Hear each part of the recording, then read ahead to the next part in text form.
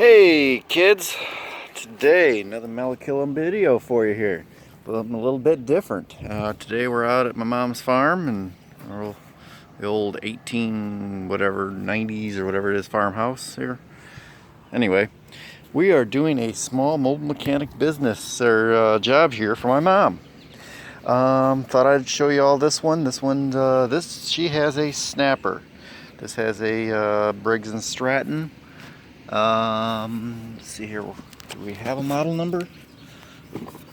Serial number right here, which I'm not seeing the exact model number, but maybe we'll look up that serial number and tell you what that is.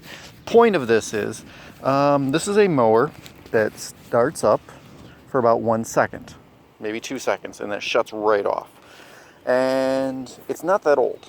If this was an old, trust me, this thing looks fantastic compared to how my mom, she mows frickin' the fields.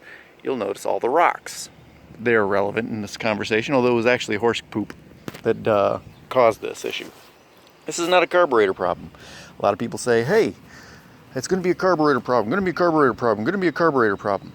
Well, what happened is she ran over some horse poop, a lot of it.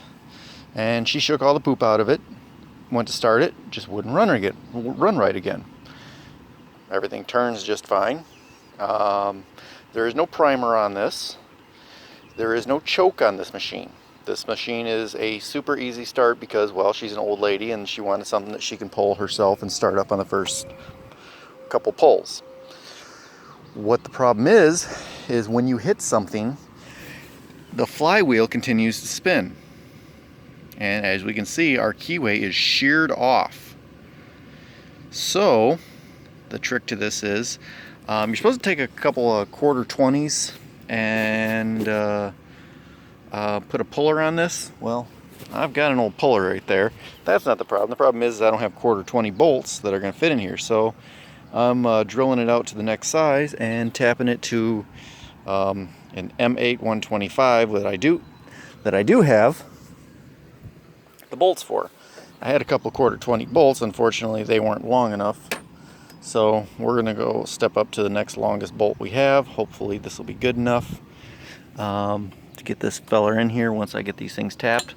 Pull it out, get a new keyway. I think it's probably like maybe a 1/4 inch keyway, something like that. Just guessing.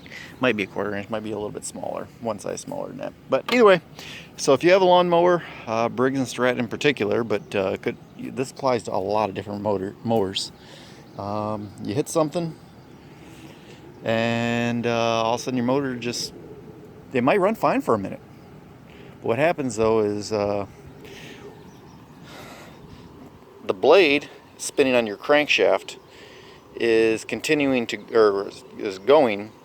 It hits a dead stop. Well, the flywheel, that's this fella right here, in these situations, continues to spin for a second, and it cracks it or shears it. It may happen instantaneously.